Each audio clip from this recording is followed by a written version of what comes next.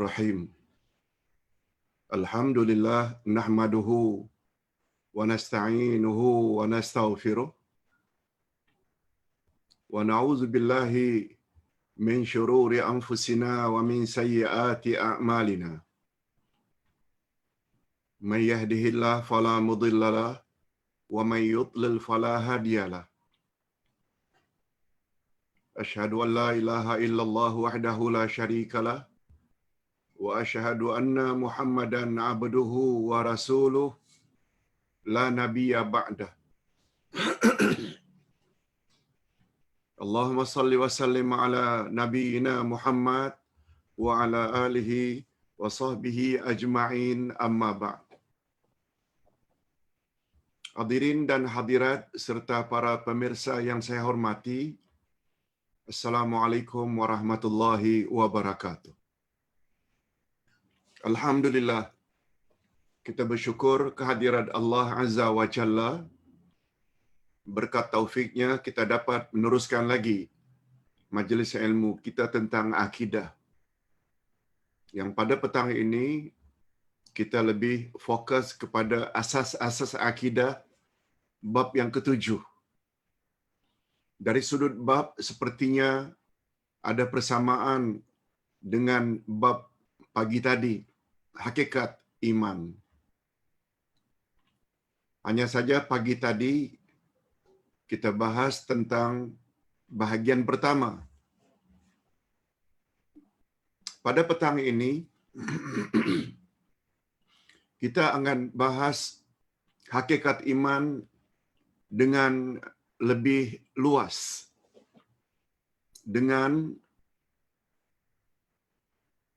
tambahan-tambahan yang kita belum sebutkan pagi tadi. Pertama sekali, walaupun ini adalah pengulangan, tapi bagus juga sebab majlis yang ketiga ini sebenarnya untuk saudara-saudara kita yang berada di Doha, di Qatar.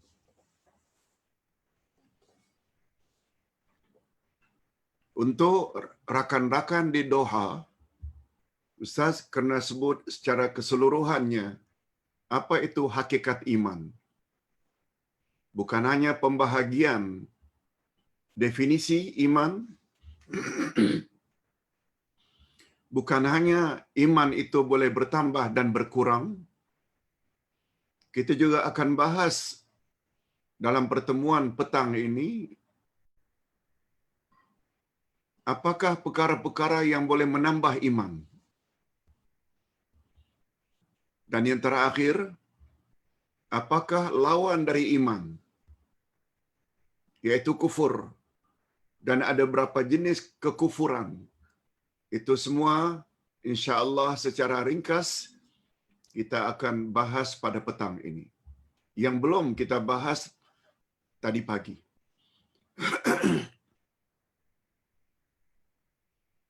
Pertama sekali, Ustaz ingin ulang sekali lagi, hakikat iman itu, karena pembahasan ini lebih bersifat ijmali, global, tapi insya-Allah mencakupi semuanya. Sebab minggu hadapan kita akan bahas asas-asas akidah atau iman siri yang ke-8. Mungkin itu yang terakhir.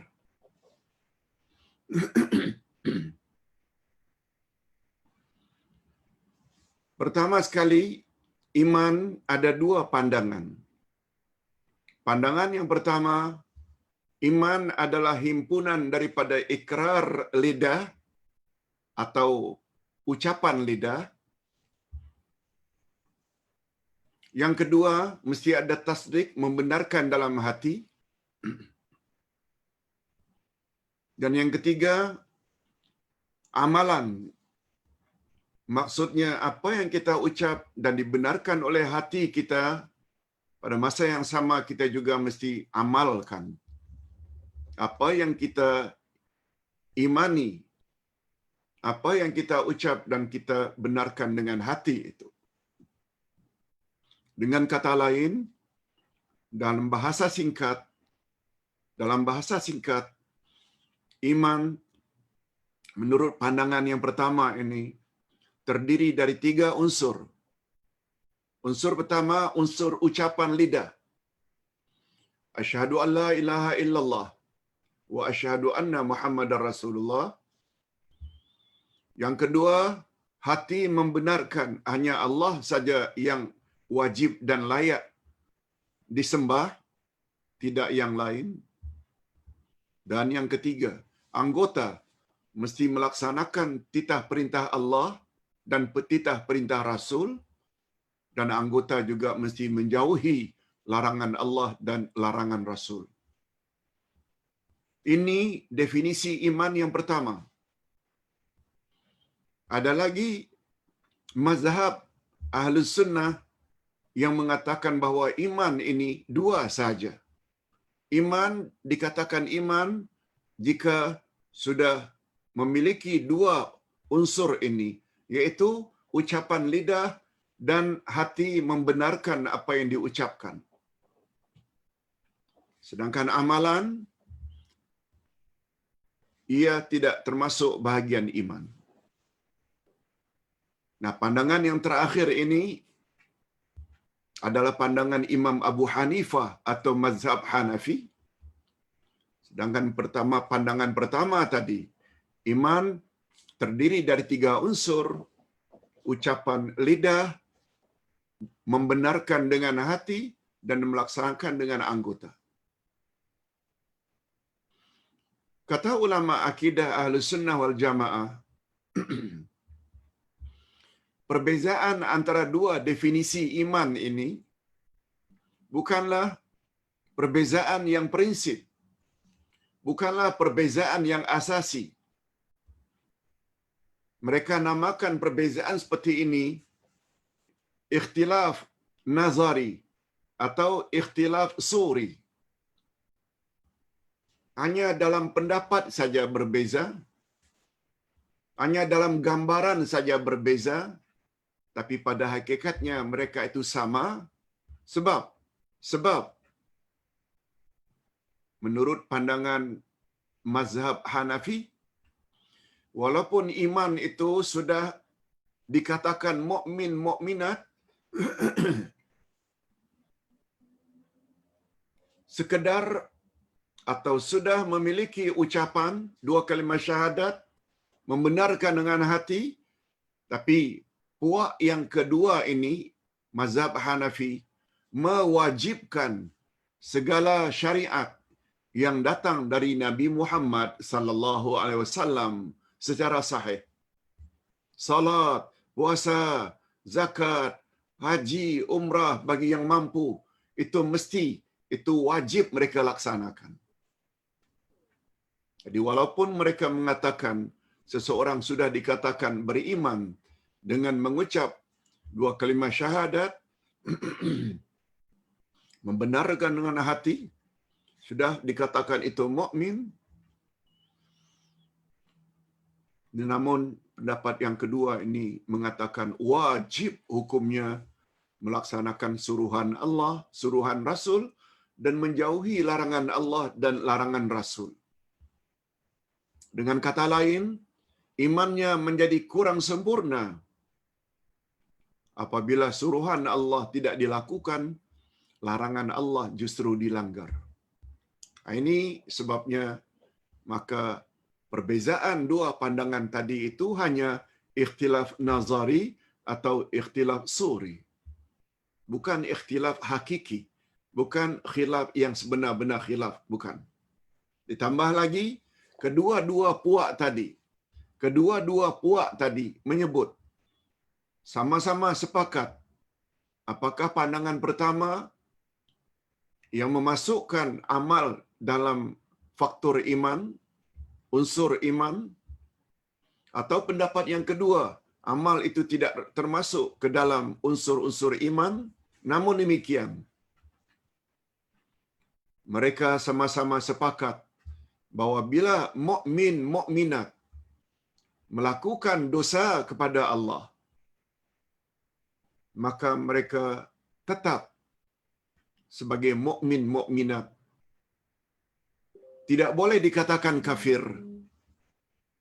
dan mereka masih lagi dikatakan mukmin asi.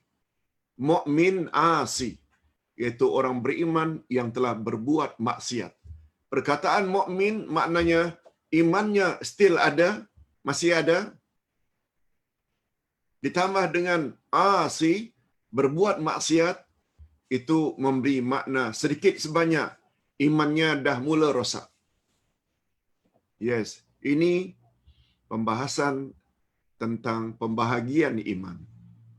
Ada yang mengatakan iman itu terdiri dari 3 unsur, ucapan lidah, hati membenar, anggota melaksanakan.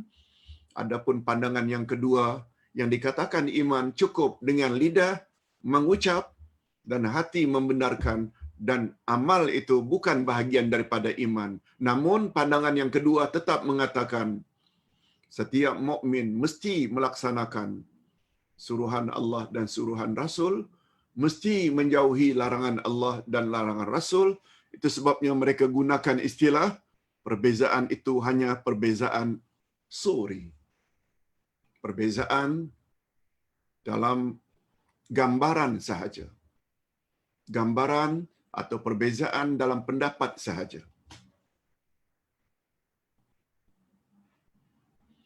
Baik. Oleh sebab itu sewajarnya lah kita jangan terlalu mendalami dan terikat dengan perbezaan pandangan itu. Malahan yang paling penting untuk kita ketahui ialah beberapa kriteria atau ukuran yang disepakati oleh dua pendapat tadi.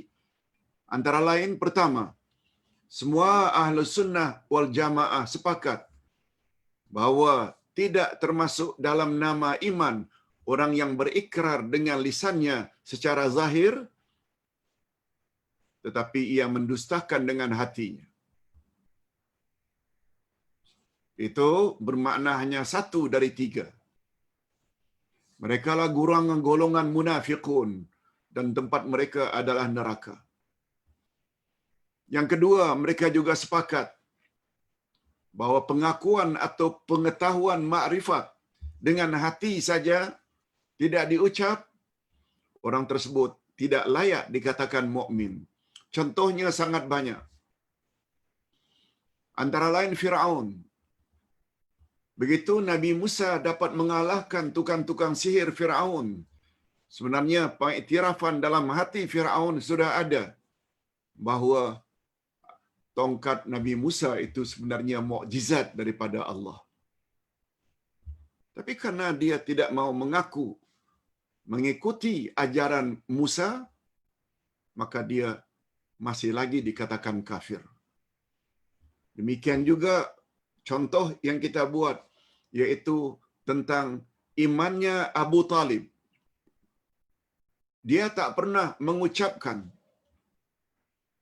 keimanannya kepada Nabi Muhammad sallallahu alaihi wasallam, walaupun pada akhir hayatnya masih lagi Nabi tawarkan offer supaya mengucap 2 kalimah syahadat. Kata Nabi, ya ammi, wahai pak cik, ucaplah 2 kalimah syahadat ini sebelum pak cik mati, supaya 2 kalimah syahadat ini boleh menolong pak cik nanti di akhirat. Dia tetap enggan. Oleh sebab itu dia dikatakan mati dalam kafir. Walaupun kita tidak nafikan Abu Talib sangat baik. Bukan hanya baik pada Nabi Muhammad, beliau protect Nabi Muhammad daripada gangguan orang-orang kafir. Itu sebabnya, sebagaimana Ustaz sebutkan tadi pagi, menurut Imam Al-Ghazali, maaf, bukan Imam Al-Ghazali, Syekh Al-Ghazali, yaitu guru dari Dr. Yusuf Al-Qaradawi, dalam kitabnya Aqidatul Muslim, kata beliau, siapa yang berbuat baik tapi tidak ada iman, dia sama dengan Abu Talib. Tak ada gunanya perbuatan baiknya kalau iman tak ada. Sebagaimana perbuatan baik orang-orang kafir hari ini. Sopan santun dengan ibu bapa. Banyak derma, gempa bumi, tsunami. Tapi zero, tidak ada nilai di sisi Allah. Walaupun mereka banyak berbuat baik. Malah Allah gunakan istilah dalam Al-Quran. Amalan mereka kelak di akhirat haba'an mansura, taubatnya seperti abu yang diterbangkan angin. Adapun seseorang yang ada iman tapi tidak diamalkan, kata Syekh Al-Ghazali, orang tersebut sama dengan iblis. Sebab iblis juga beriman yang mencipta dia adalah Allah. Tetapi begitu disuruh oleh Allah agar sujud pada Adam, dia enggan. Nah, fikir-fikirkanlah. Jangan jadi iblis yang hanya ada iman tidak dilaksanakan, tidak dipatuhi, Allah tidak dipatuhi. Jangan jadi Abu Talib yang banyak berbuat baik tapi tidak ada iman. Begitu sedikit gambaran. Sungguh banyak ayat-ayat yang berkaitan dengan perkara tersebut.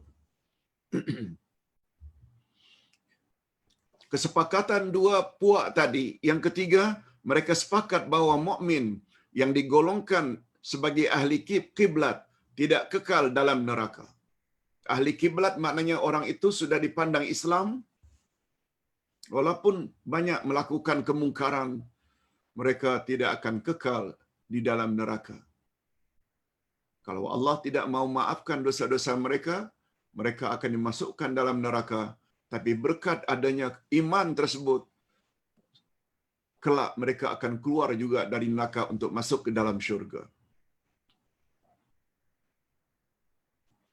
Yang keempat, mereka juga sepakat bahawa seseorang yang sudah berikrar dengan lisannya dan tasdik dengan hatinya, tetapi ia enggan beramal dengan anggotanya, maka ia adalah termasuk ke dalam golongan mukminin yang melakukan maksiat. Yang kita sebut tadi dengan istilah mukmin asi, atau pluralnya, jamaknya mukminun usah. Mukminun, orang-orang yang beriman, usah, yang banyak buat maksiat.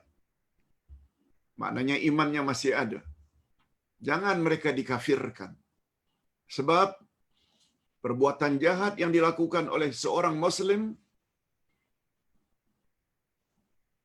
tidak dapat membuat dia menjadi kafir. Muslim minum arak, Muslim yang berzina, Muslim yang berjudi, dia still dikatakan Muslim, cuma dikatakan Muslim yang durhaka kepada Allah Azza wa Jalla.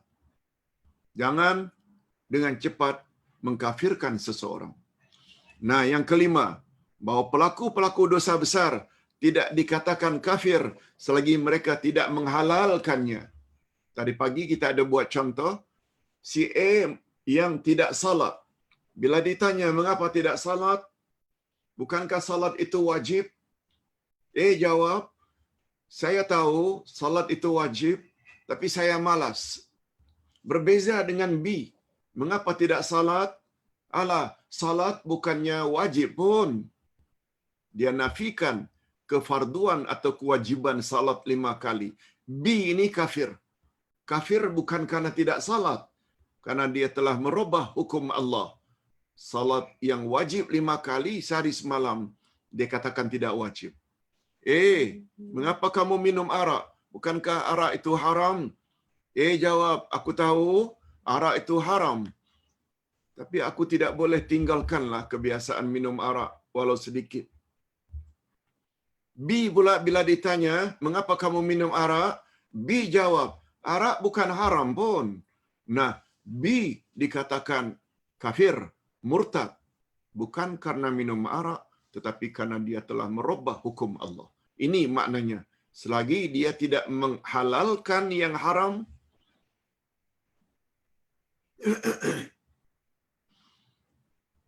atau mengharamkan yang halal, dia masih dikatakan mukmin. Cuma tidak sempurna imannya. Baik. Hadirin dan hadirat rahimakumullah. Itu sebabnya apabila seseorang telah mengucap la ilaha illallah, jangan dia dibunuh. Sebab pernah terjadi di zaman Nabi sallallahu alaihi wasallam, seseorang yang telah mengucap la ilaha illallah lalu dibunuh oleh seorang sahabat yang bernama Usamah. Lalu Usamah merasa tidak tenteram. Lalu dikhabarkannya kepada Nabi. Lalu Nabi tanya, ya Usamah, seseorang yang telah mengucap la ilaha illallah kamu bunuh? Usamah menjawab, secara terus terang, benar ya Rasulullah. Sebab yang saya tahu, dia ucap itu supaya dia terselamat daripada dibunuh. Nabi ketika itu sangat marah. Hal syaqaqta qalbah, apakah engkau belah dadanya dan lihat bahwa dia itu tidak ikhlas dalam mengucapkan la ilaha illallah? Nabi ulang berkali-kali sampai Usamah rasanya aku ingin pada hari itu aku masuk Islam balik. Begitu gambarannya bahawa seseorang yang telah mengucap la ilaha illallah selamat, darahnya tak boleh dibunuh, selamat hartanya tak boleh dirampas, selamat maruahnya, kehormatan dirinya jangan diganggu. Ini memberi isyarat dengan ucap seseorang dalam penilaian kita sudah Muslim, walaupun dia hatinya barangkali tidak ikhlas. Itu bukan urusan kita.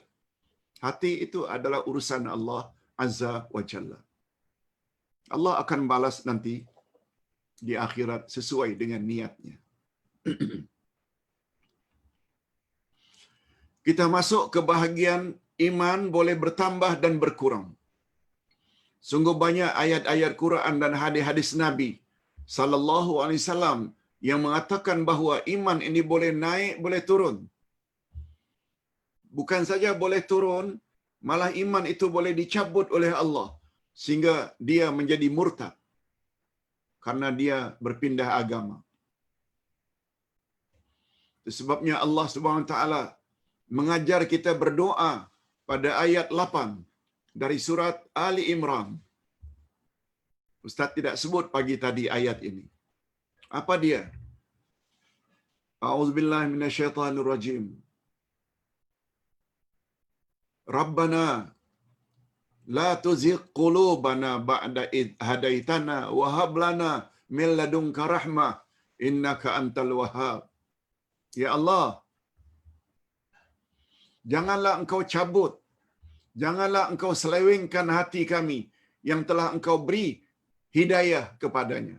Jangan engkau cabut, jangan engkau selewengkan. La tuzigh qulubana ba'da id hadaitana. Ini memberi makna pencabutan hidayah, pencabutan iman itu dalam keberangkalian, dalam kemungkinan. Maknanya, dengan kata lain, iman boleh dicabut dari seseorang sehingga dia akhirnya murtad dan akhirnya kafir. Sekali lagi, dalam pandangan Ahlus Sunnah wal Jamaah, iman boleh naik dan boleh turun. Malah iman seseorang boleh dicabut oleh Allah sebelum dia mati. Na'udzubillah min dzalik. Di antara bukti iman itu boleh naik, boleh turun, firman Allah. Antara lain, ini dia. A'udzubillahi minasyaitonirrajim. Innamal mu'minuna alladzina idza dzukirallahu wajilat qulubuhum wa idza tuliyat 'alaihim ayatuh zadatuhum imana wa 'ala rabbihim yatawakkalun. Sesungguhnya orang-orang yang beriman itu ialah apabila disebut nama Allah gemetar hatinya, takut. Termasuk apabila kedengaran azan masuk waktu salat fardu, takut. Kalau tidak sempat salat. Wa idza tuliyat 'alaihim ayatuh zadatuhum imana. Apabila dibaca ayat-ayat kami, kata Allah, bertambah-tambah imannya. Nah, ini di antara bukti bahwa iman itu boleh bertambah. Kalau iman itu boleh bertambah secara tersirat, mafhum, maknanya iman juga boleh berkurang. Macam mana cara menambah iman supaya tidak kurang? Nanti kita akan bahas pada bahagian akhir. Sungguh banyak ayat-ayat Quran yang sehubungan dengan perkara ini. Ya, kita tidak baca keseluruhannya. Apalagi Nabi Muhammad sallallahu alaihi wasallam pernah bersabda, "Al-imanu bid'un wa sab'una syu'bah. A'laha la ilaha illallah wa adnaha imatatul adza 'anit tariq wal haya'u syu'batun minal iman." Terjemahannya, iman ada 70 cabang lebih. Cabang iman yang paling tinggi adalah la ilaha illallah, sedangkan cabang iman yang paling rendah ialah membuang duri dari jalan raya supaya orang lain yang lalu lalang tidak tersandung, tidak terpijak. Dan kata Nabi, malu itu adalah sebahagian daripada iman. Hadis lain pula, an-nazafatu minal iman, bersih sebahagian daripada iman. Ini menunjukkan semakin banyak cabang-cabang iman ada pada diri seseorang, maka akan makin lengkaplah, sempurnalah, mantaplah imannya. Makin kuranglah pula. Ini memberi isyarat. Hadis riwayat Imam Bukhari dan Imam Muslim. Begitu juga Nabi Muhammad sallallahu alaihi wasallam bersabda ketika menyebut golongan-golongan bila berhadapan dengan perkara kemungkaran. Apa kata Nabi?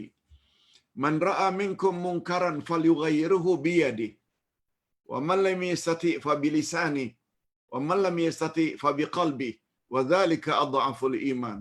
Siapa di antara kamu yang melihat suatu kemungkaran, dosa yang dilakukan seseorang, maka hendaklah dia robah dengan tangannya, iaitu dengan power, dengan kuasa yang ada padanya. Sebagai seorang bos, dia boleh tegur, dia boleh ambil tindakan, buang kerja, atau lain-lain. Itu maknanya dia robah kemungkaran itu dengan tangannya. Apabila dia tidak mampu merubah dengan tangannya karena tidak ada power, bukan tidak punya kuasa, hendaklah dengan lidah. Nasihati dengan nasihat, dengan lidah, dengan berdakwah. Dan apabila dengan lidah pun tak mampu, hendaklah dengan hati. Cuma apa kata Nabi? Orang yang membenci perbuatan maksiat dengan hati, bukan dengan lidah menegur, bukan dengan kuasa ambil tindakan, cara terakhir merubah kemungkaran dengan hati itu selemah-lemah iman. Ini lagi-lagi memberi isyarat bahwa iman itu bertingkat-tingkat. Iman itu bertahap-tahap. Tidak sama iman seseorang dengan iman orang lain. Jadi berdasarkan dua hadis di atas, maka dapatlah diambil beberapa kesimpulan. Lihat muka surat 253, kemampuan manusia berbeza-beza dalam mereka mencegah suatu kemungkaran.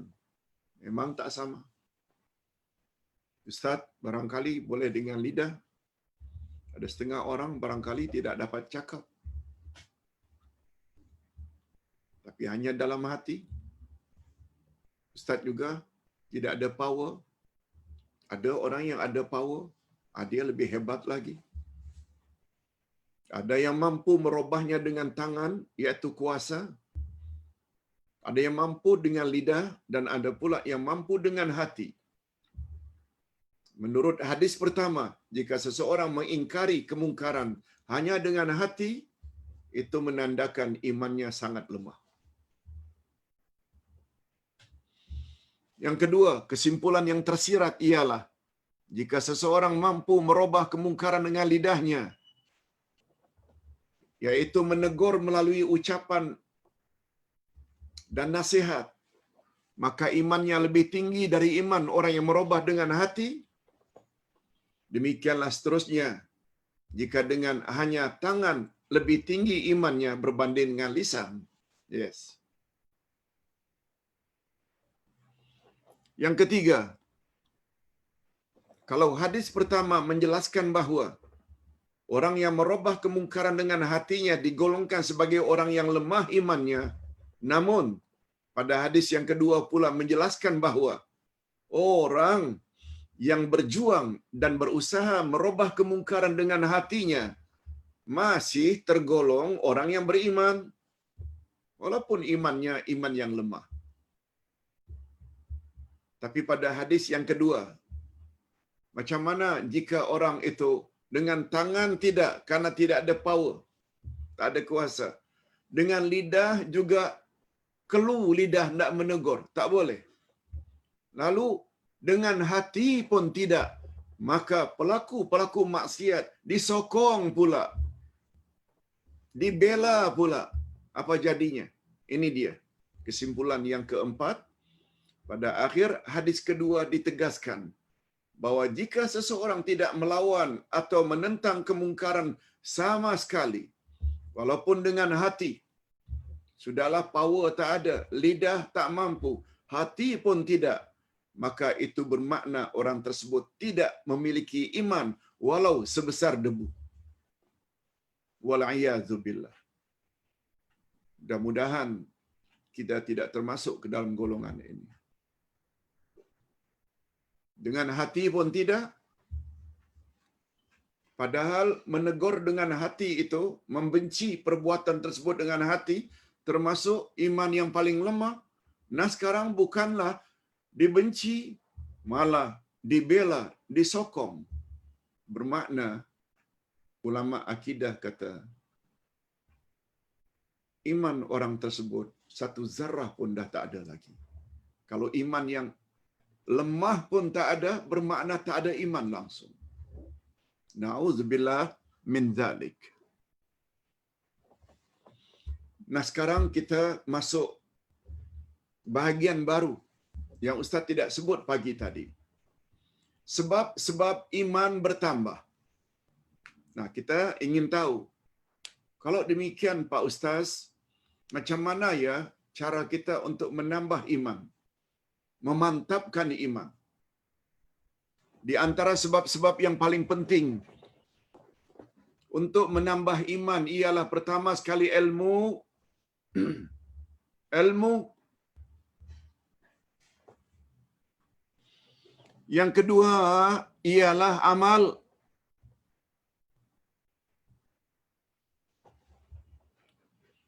Yang ketiga ialah zikir dan fikir. Okey. Coba kita fokus kepada perkara-perkara yang tiga ini untuk menambah iman. Okey. Pertama sekali, ilmu. Pertambahan ilmu adalah penyebab utama pertambahan keyakinan dan ma'rifah. Ustaz selalu sebut perkara ini. Ingin mendapat keyakinan, kita mesti tambah ilmu.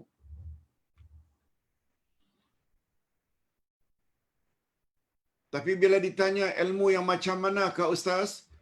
Apakah setiap orang yang memiliki atau mempunyai ilmu yang tinggi itu mantap imannya?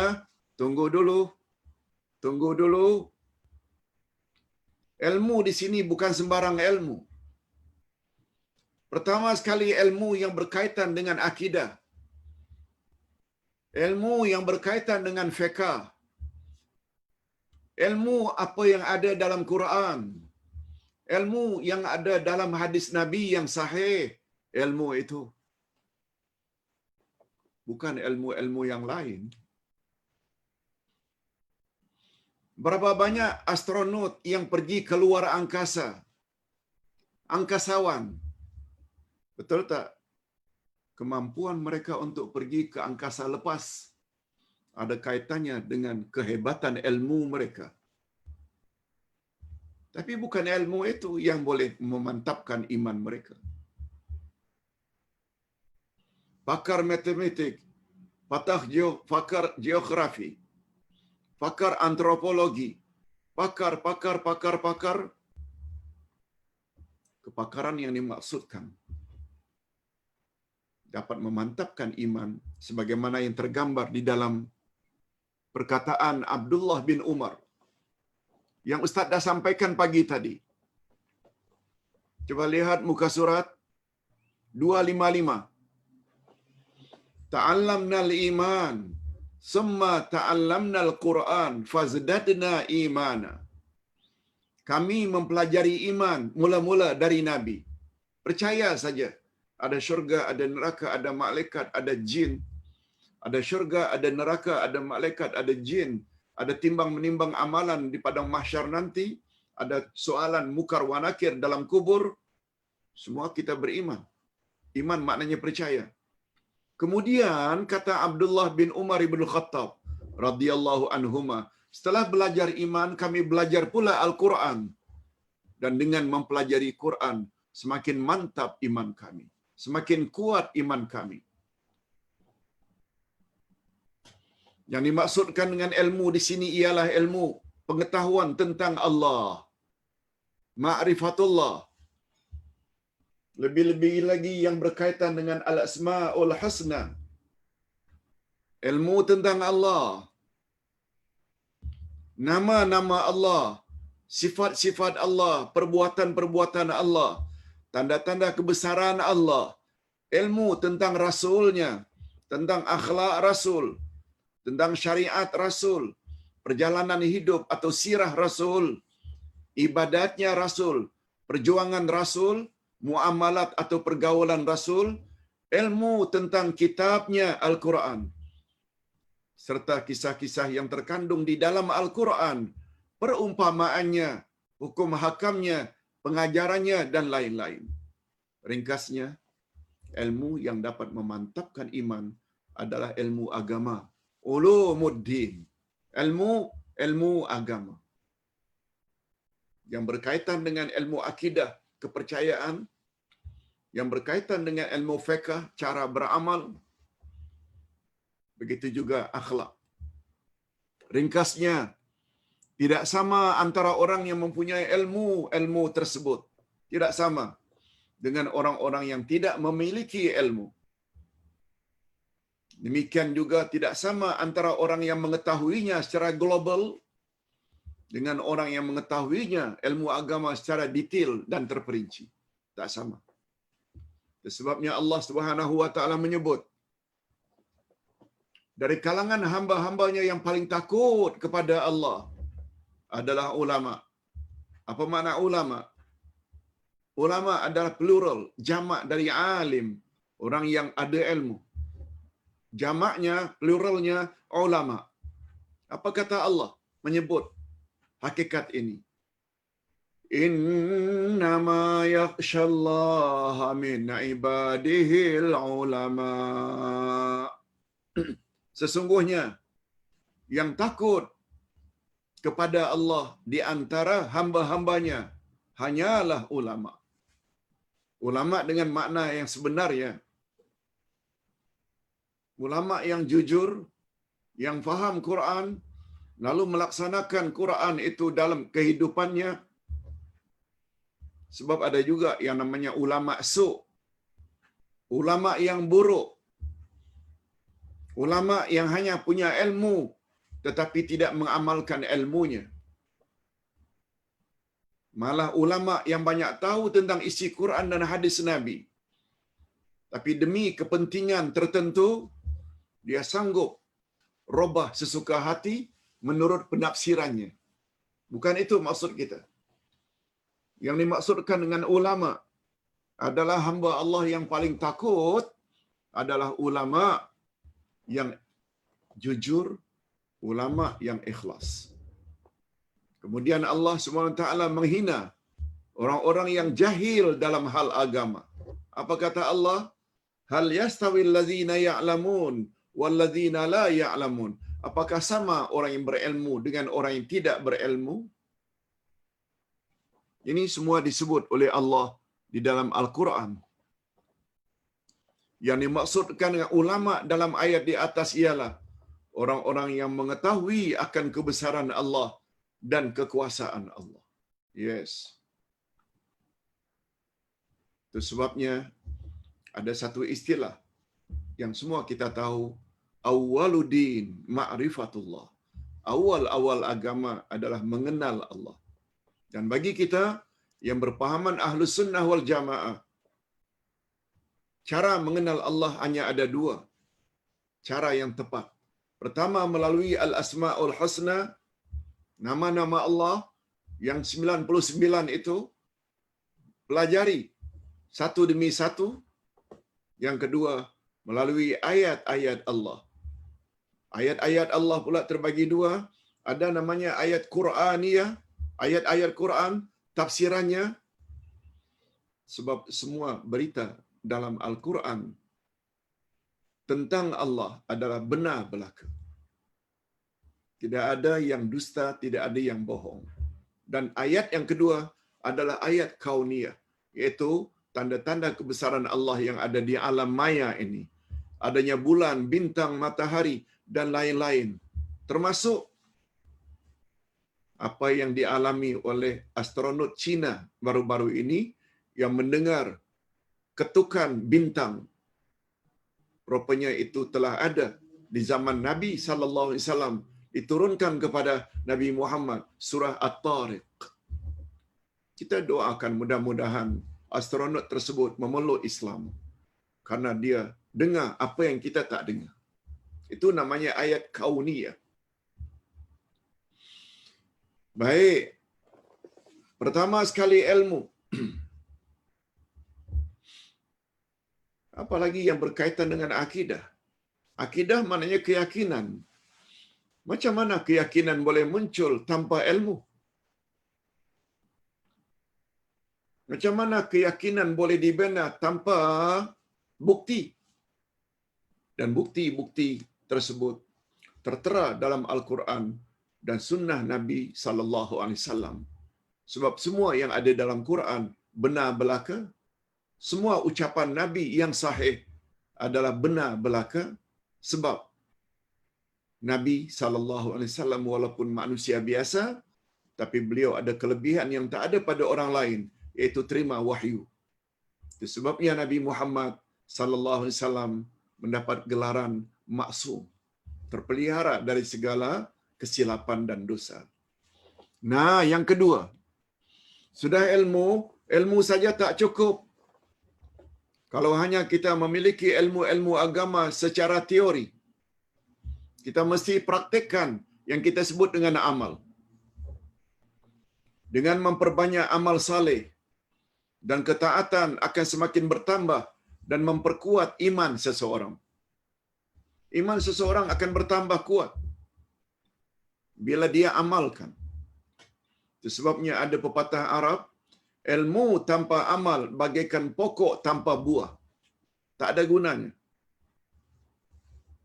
Tetapi sebaliknya, jika kurang ketaatan dan amal salehnya, malahan terlalu memperturut nafsu syahwatnya, maka akan lemah iman seseorang. Bahkan terkadang-kadang sebahagian manusia yang bergimang maksiat sampai ke tahap menghalalkan apa yang diharamkan oleh Allah dan mendustakan apa yang diharamkan oleh Allah dan mendustakan Rasulullah sallallahu alaihi wasallam semata-mata karena ingin mempertahankan kemungkaran yang dilakukannya. Jika sampai ke tahap itu, seseorang boleh terkeluar dari Islam. Na'udzubillah min dzalik. Kita dah sebut tadi. Sebagaimana kita sama-sama maklum, asas iman yang kita sebut dengan rukun 2 kalimah syahadat, ucap dengan lidah, benarkan dengan hati, dan laksanakan dengan anggota.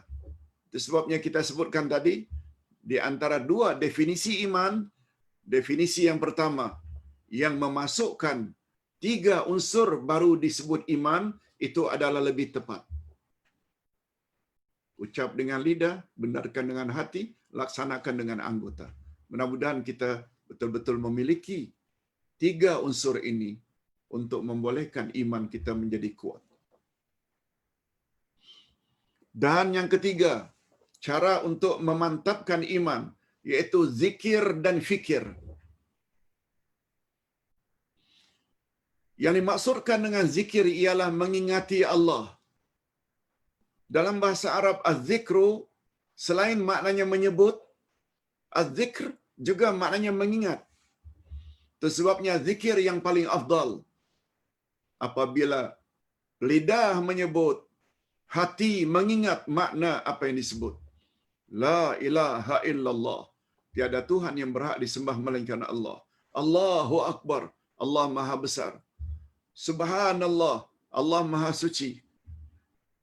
La haula wala quwata illa billah, dan lain-lain. Subhanallah wa bihamdi, subhanallahil azim. Mulut menyebut, hati mengingat. Baru sempurna zikir tersebut. Dengan perbuatan demikian maka akan berkekalan pula hubung kaitnya hatinya dengan Allah yang Maha Pencipta. Sebaliknya jika ia kurang mengingati Allah, kurang membaca ayat-ayat Al-Quran, maka ia akan tergolong ke dalam kelompok orang-orang yang lalai dan lupa kepada Allah. Nabi Muhammad sallallahu alaihi wasallam dalam hal ini bersabda, "Al-imanu yazidu wa yanqus." Nah, ini lagi jelas. Hadis sahih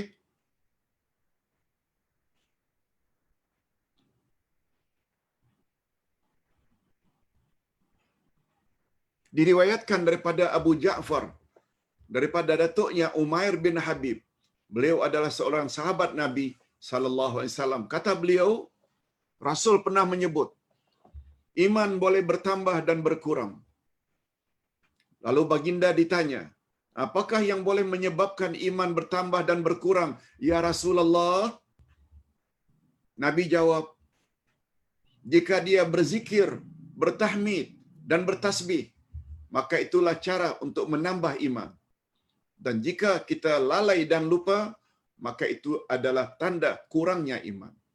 Ini banyak ingat pada Allah, banyak menyebut nama Allah, banyak mengingat Allah Azza wa Jalla, itu cara yang paling tepat untuk memperkuat iman kita. Adapun yang dimaksudkan dengan fikir ialah amalan melihat, yaitu amalan melihat ciptaan Allah sambil berfikir tentang makhluknya, memperhatikan ayat-ayatnya dan mukjizatnya, yakni ayat kauniyah. Tadi Ustaz dah sebut, ayat kauniyah ini melihat kebesaran Allah yang ada di luar angkasa, bulan, bintang, matahari, jerebu, awan, hujan, tsunami, semuanya itu ayat-ayat kauniyah yang apabila kita melihat itu sambil memikirkan hebatnya Allah Azza wa Jalla, maka kita akan menambah iman. Sebab di antara tuntutan beriman pada Allah ialah merasakan akan keagungan Allah, merasakan kebesaran Allah, kehebatan Allah Azza wa Jalla, sifat-sifatnya dan perbuatan-perbuatannya. Hadirin dan hadirat rahimakumullah. Nah, sekarang kita berpindah kepada bahagian lain pula, yaitu iman dan kufur. Apa dia, Pak Ustaz? Sebagaimana lawan hidayah, petunjuk adalah dhalalah, sesat. Sebagaimana lawan daripada sunnah adalah bid'ah. Sunnah maknanya ikut Nabi, bid'ah tidak ikut Nabi. Begitu juga iman lawannya kafir, kufur. Iman percaya, kufur enggan.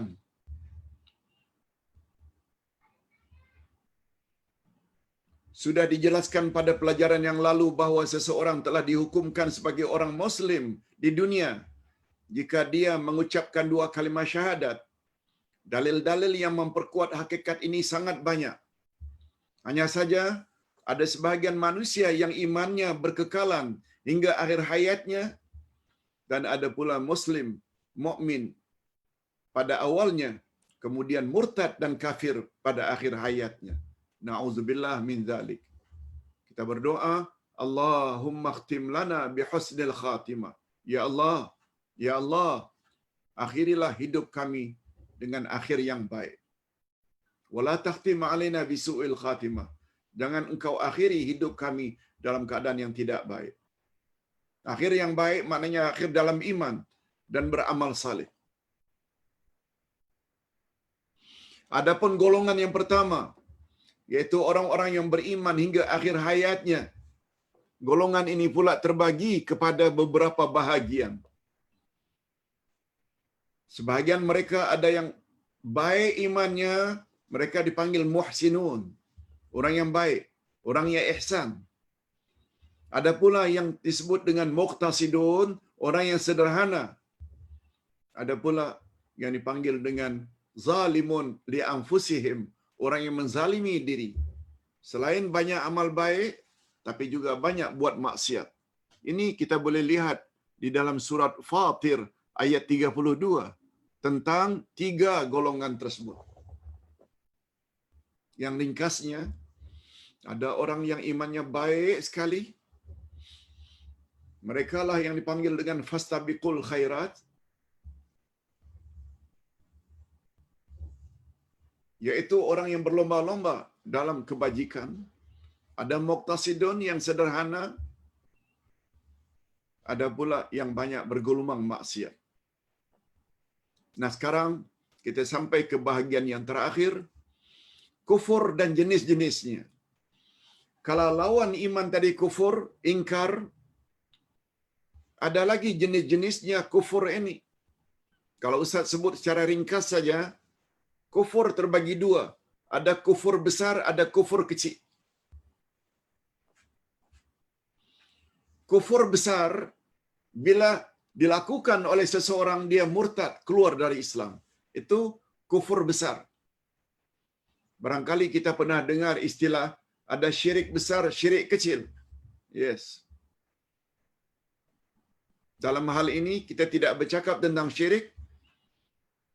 Sekarang kita fokus kepada kufur. Kufur pun ada kufur besar, ada kufur kecil.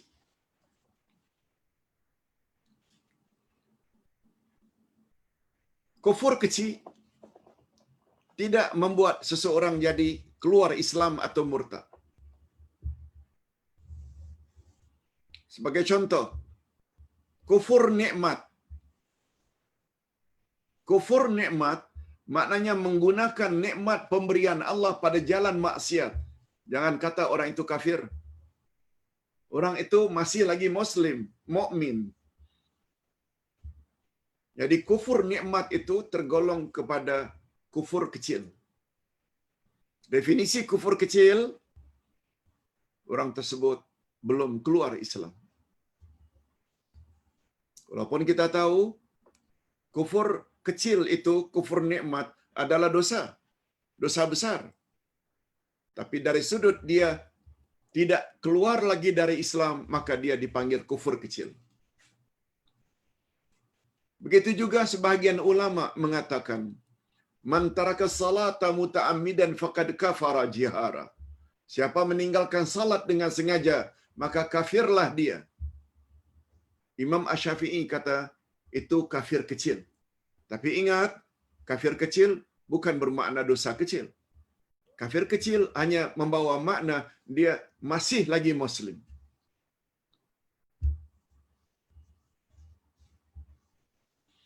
Ini lebih-lebih lagi hadis Nabi yang lain. Subabul muslim kufrun.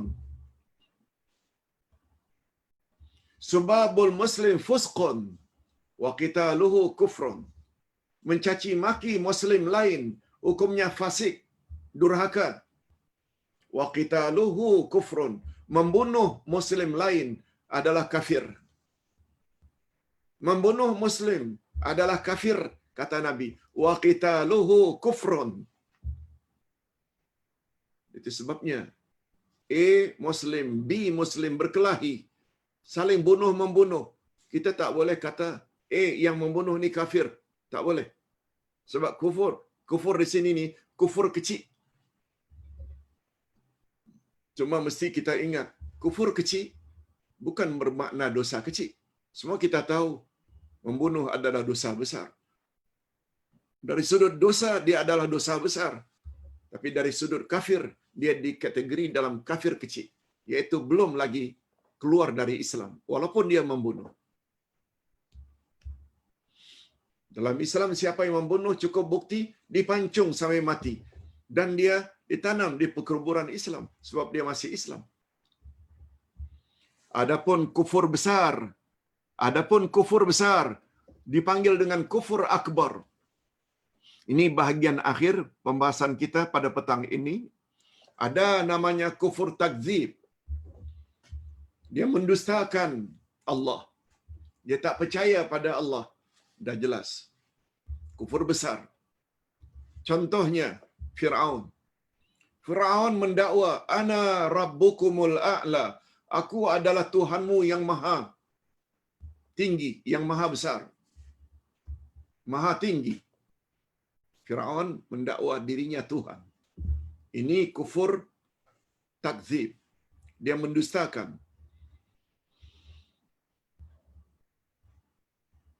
Allah Subhanahu Wa Taala menyebut dalam banyak ayat tentang kufur tersebut. Yang kedua, kufur iba wal istikbar. Kufur iba yakni kufur yang enggan dan takabur, istikbar, seperti kufurnya iblis. Allah Subhanahu Wa Taala berfirman dalam Al-Quran, Usjudu li Adam fasajadu illa iblis aba wastakbara.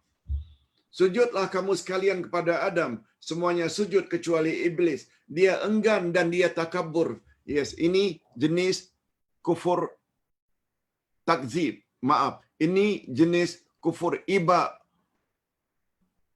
wastikbar. Iba enggan, istikbar takabur. Yang ketiga, kufur syak atau kufur zam. Ustaz buat contoh saja. Termasuk kufur besar keluar Islam, kufur syak atau kufur zam, kufur ragu-ragu. Umpamanya ditanya, kamu percaya tak bahawa Nabi Muhammad itu Rasul terakhir? Dia jawab, I am not sure. Saya tidak pasti. Kafir dengan jawaban itu. Dia ragu-ragu Nabi Muhammad Rasul terakhir. B, kamu percaya tak Quran itu kalamullah? Agak-agaknya macam itulah. Kafir dengan jawaban itu. Sebab dia ragu-ragu. Quran itu kalamullah. C, kamu percaya tak setelah mati nanti kita akan dibangkit balik? Saya tidak begitu pasti. Kafir dengan jawaban itu. Itu namanya kafir ragu-ragu. Hati-hati. Ini membuktikan belajar ini tentang akidah khasnya wajib. Wajib. Jangan sampai ragu. Bila ragu, ini yang dipanggil dengan kufur syak atau kufur zam. Kufur ragu-ragu. Tak boleh. Islam adalah agama yakin, bukan agama taklid. Islam adalah agama dalil, bukan agama ikut-ikutan. Islam bukan agama nenek moyang, bukan. Islam agama Allah yang dibawa oleh Rasulullah sallallahu alaihi wasallam. Oleh sebab itu untuk memantapkan keyakinan supaya tidak ragu, mesti faham Quran, mesti belajar Quran, mesti belajar hadis Nabi. Nabi pun memberi jaminan, aku tinggalkan 2 pedoman untukmu wahai umat.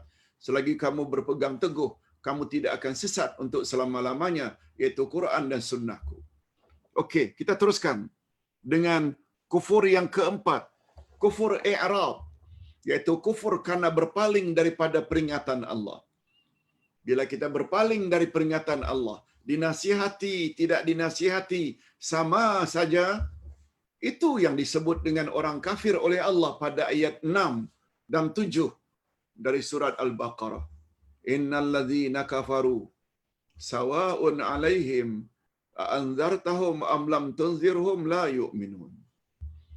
Sesungguhnya orang-orang kafir itu, engkau beri peringatan, engkau tak beri peringatan, sama saja bagi mereka, tetap saja tidak mau beriman. Allah sebut itu sifat orang kafir. Dan sifat orang kafir seperti itu juga terdapat pada setengah orang Islam.